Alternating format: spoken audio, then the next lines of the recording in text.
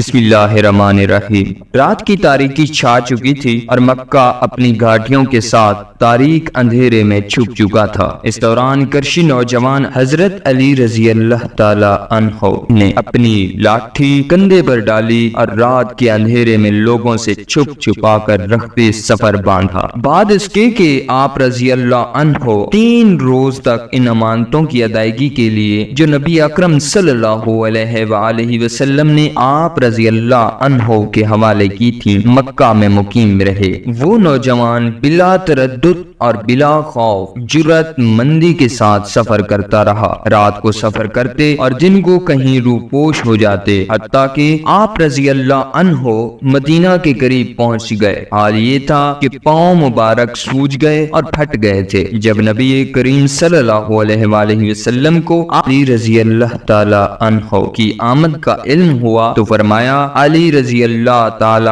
عنہ کو میرے پاس بلاؤ۔ عرض کیا گیا کہ وہ تو پیدل نہیں چل سکتے، زیادہ چلنے کی وجہ سے ان کے پاؤں متورم ہیں۔ چنانچہ خود نبی اکرم صلی اللہ علیہ وآلہ وسلم ان کے پاس تشریف لے گئے۔ آپ صلی اللہ علیہ وآلہ وسلم نے دیکھا کہ حضرت علی رضی اللہ تعالی عنہ زمین پر پڑے ہیں۔ آپ صلی اللہ علیہ وآلہ وسلم جذبہ شفقت و رحمت سے رونے لگے اور شوق سے گلے لگایا۔ پھر حضور صلی اللہ علیہ وآلہ وسلم نے اپنے دست مبارک میں لعاب دہن ڈالا اور حضرت علی کے قدموں کو لگا دیا تو وہ اس سے بالکل ٹھیک ہو گئے۔ پھر حضرت علی رضی اللہ تعالی عنہ کو تا دم حیات اپنے قدموں میں تکلیف نہیں ہوئی۔